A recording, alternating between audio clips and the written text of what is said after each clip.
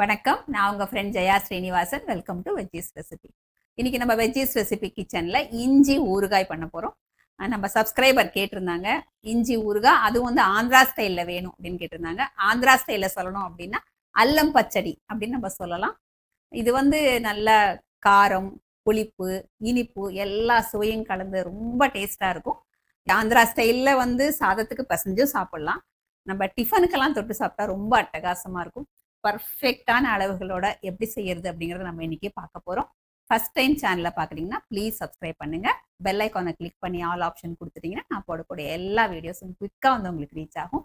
எல்லா அளவுகளும் வந்து நான் கப்ல சொல்றேன், அப்போ வந்து உங்களுக்கு ஈஸியா இருக்கும். கிராம்ஸ்ல சொல்லலை, எல்லாமே வந்து இந்த கப்ல வந்து நான் அளந்து எடுத்துட்டு இருக்கேன். அளவுகளும் நான் டிஸ்கிரிப்ஷன்ல கொடுக்குறேன், நீங்க அதை பார்த்து கூட ரொம்ப ஈஸியா பண்ணலாம். வாங்க இந்த அல்லம் பச்சடி ஆந்திரா ஸ்டைல்ல ஈஸியா எப்படி பண்றதுன்னு பார்க்கலாம். அல்லம் பச்சடி பண்ணுறதுக்கு ஸ்டவ்வில் ஒரு கடாய் வச்சுருக்கேன். 1 டேபிள் ஸ்பூன் மல்லி விதை, இது வந்து நம்ம ட்ரை ரோஸ்ட் பண்ணி எடுத்துக்கணும். மல்லி வறுப்படும் போதே 1/2 டீஸ்பூன் வெந்தயம் ஆட் பண்ணிக்கலாம். 1 டீஸ்பூன் கடுகு. ஸ்டவ் ஃப்ளேமை சிம்மில் வச்சுட்டு இது 3ஐயும் சேர்த்து நல்லா வறுத்துக்கணும். பாருங்க, கடுகு, வெந்தயம், மல்லி எல்லாமே நல்லா வறுப்பட்டாச்சு, நல்லா வாசனை வருது பாருங்க. இந்த படப்படன்னு நல்லா புரியுது பார்த்தீங்களா? இந்த ஸ்டேஜில் நம்ம ஸ்டவ் ஆஃப் பண்ணிடலாம். இந்த அளவுக்கு நல்லா பொரிய விடணும். அப்போ அந்த கடுகு வெந்தயத்தோட வாசனை ரொம்ப நல்லா இருக்கும். நம்ம வறுத்து வச்சதை ஒரு மிக்சி ஜாரில் ஆட் பண்ணிக்கலாம். அது சூடு ஆறட்டும்.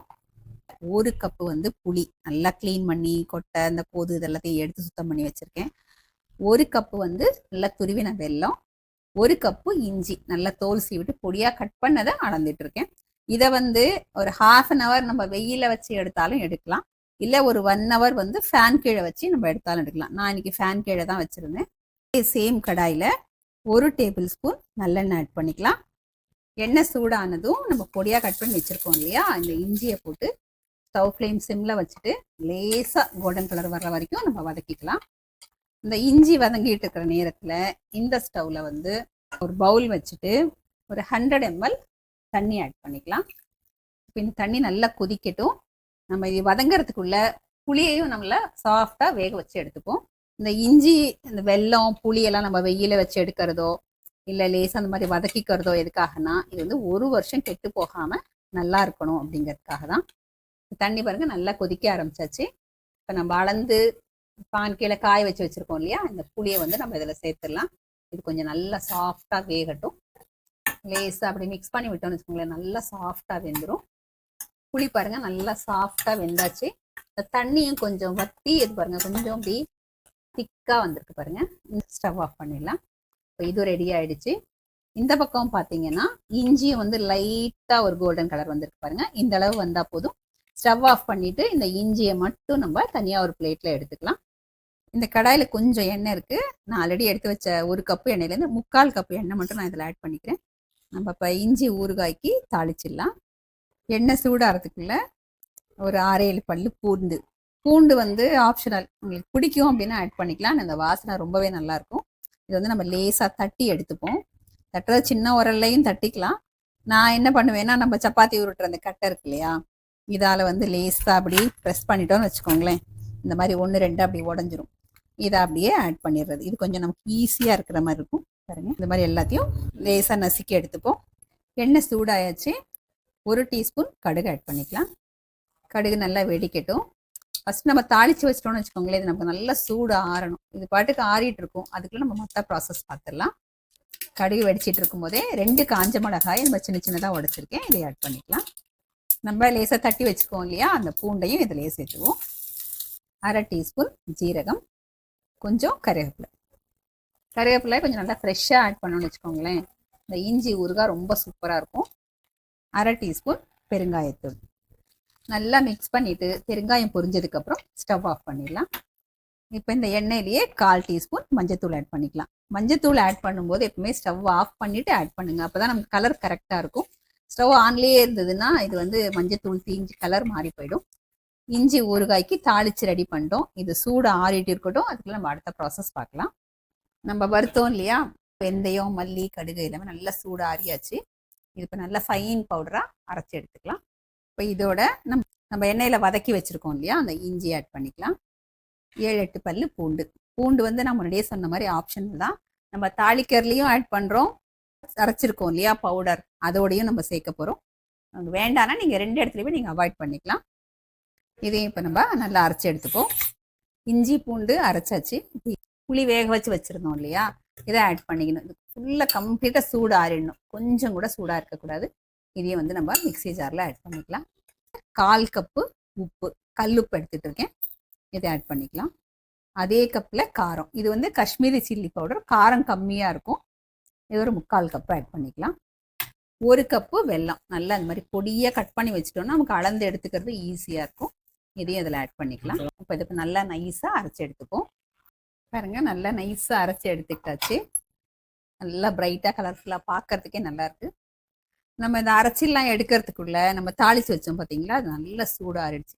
இப்போ இந்த இஞ்சி ஊறுகாயை நீங்கள் கொஞ்சமாக டேஸ்ட் பண்ணி பாருங்க. உப்பு காரம் எதுவும் கம்மியாக இருந்தால் நம்ம சேர்த்துக்கலாம். ஆனால் இது வந்து இந்த அளவு நீங்கள் இப்படி போட்டிங்கன்னா பர்ஃபெக்டாக இருக்கும். உங்களுக்கு எதுவுமே எக்ஸ்ட்ராவாக தேவைப்படாது, எதுவும் குறையவும் குறையாது, கரெக்டாக இருக்கும். இப்போ இதை வந்து நம்ம தாளிச்சு வச்சுருக்கோம் இல்லையா, இந்த எண்ணெயில் ஆட் பண்ணிக்கலாம். இந்த ஒரு சட்னி இருந்ததுன்னா நமக்கு சாதத்துக்கும் யூஸ் ஆகும், டிஃபனுக்கும் நமக்கு தொட்டுக்கிறதுக்கு ஈஸியாக இருக்கும். இந்த தாளிப்போட சேர்த்து நம்ம அரைச்சி வச்சுருக்கோம் இல்லையா, இந்த சட்னியை நல்லா மிக்ஸ் பண்ணிடணும். இது நல்லா மிக்ஸ் பண்ணிவிட்டு பாட்டிலில் ஸ்டோர் பண்ணி வச்சுக்கலாம். வெளியிலே வச்சாலும் 1 வருஷம் ஆனாலும் கெட்டு போகாது. ஆனால் நம்ம ஃப்ரிட்ஜில் வச்சிட்டோம்னா இதுக்கான ஒரு ஒரிஜினல் ஃப்ளேவர்ஸ் இருக்கும் இல்லையா, இஞ்சியோட ஃப்ளேவர், இந்த பூண்டோட ஃப்ளேவர், மிளகாத்தூள் இதெல்லாம் ஆட் பண்ணியிருக்கோம், புளி ஆட் பண்ணியிருக்கோம். அந்த ஒரிஜினல் ஃப்ளேவர்ஸ் வந்து அப்படியே ரீட்டைன் ஆகும். வெளியில் வச்சோம்னா அந்த ஃப்ளேவர்ஸ் வந்து நமக்கு கொஞ்சம் குறையும், அவ்வளோதானே தவிர ஊறுகாய் வந்து 1 வருஷம் ஆனாலும் நமக்கு கெட்டு போகாது. சர்விங் பவுலுக்கு மாற்றிக்கலாம். இஞ்சி ஊறுகாய் ஆந்திரா ஸ்டைலில் அல்லம் பச்சடி சர்விங்க்கு ரெடி. இப்போ நம்ம டேஸ்ட் பண்ணி பார்த்துலாம். அப்போலேருந்து பார்த்தீங்கன்னா நல்லா வாசனையாக இருக்கா, வாயில் வச்சு ஊறுது. டேஸ்ட் பண்ணி பார்த்துட்டு எப்படி இருக்குன்னு நான் சொல்கிறேன்.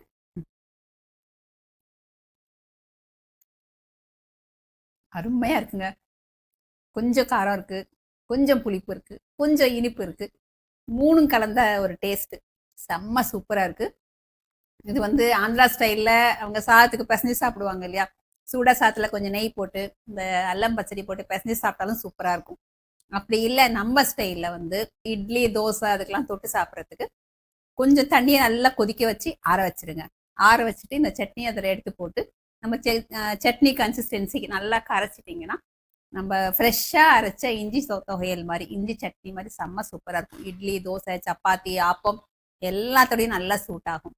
அதுக்கப்புறம் வந்து நிறைய தயிர் எடுத்துக்கிட்டு இதை 1 ஸ்பூன் கலந்து நல்லா மிக்ஸ் பண்ணிட்டீங்கன்னா தயிர் பச்சடி மாதிரியே இருக்கும். நீங்கள் ட்ரை பண்ணி பாருங்கள். அதே வந்து கொஞ்சமாக தயிர் இந்த சட்னி நீங்கள் மிக்ஸ் பண்ணிங்கன்னா அது சட்னி மாதிரி இருக்கும், அதுவும் செம்ம சூப்பராக இருக்கும். இந்த மாதிரி பல விதத்தில் இந்த சட்னியை நம்ம யூஸ் பண்ணலாம். நான் இன்னைக்கு வந்து இந்த இஞ்சி ஊறுகாய் பண்ணுறதுக்கு எல்லாமே எல்லா சாமானுமே இந்த கப்பில் தான் அளந்துருக்கேன். நீங்கள் வந்து ஏதோ ஒரு கப்பு சூஸ் பண்ணிக்கோங்க. உங்கள் வீட்டில் இருந்து டம்ளர் கப்பு எது உங்களுக்கு கன்வீனியண்ட்டாக இருக்கோ, எந்த அளவு உங்களுக்கு வேணுமோ சூஸ் பண்ணிக்கோங்க. எல்லாமே வந்து அதே கப்பில் நீங்கள் அளந்துக்கோங்க. அளவு வந்து பர்ஃபெக்டாக இருக்கும். உப்பு கூட வந்து குறைவாக கூட அந்த மாதிரி போகவே போகாது. ரொம்ப பர்ஃபெக்டான ஊறுகாய் நீங்கள் பண்ணிட முடியும். எப்படி வந்து எனக்கு கமெண்ட்டில் சொல்லுங்கள், லைக் பண்ணுங்கள், உங்கள் ஃப்ரெண்ட்ஸ் அண்ட் ஃபேமிலியோட ஷேர் பண்ணுங்கள். புது ரெசிபியோட நாளைக்கு நான் உங்களை மீட் பண்ணுறேன். தேங்க்ஸ் ஃபார் வாட்சிங்.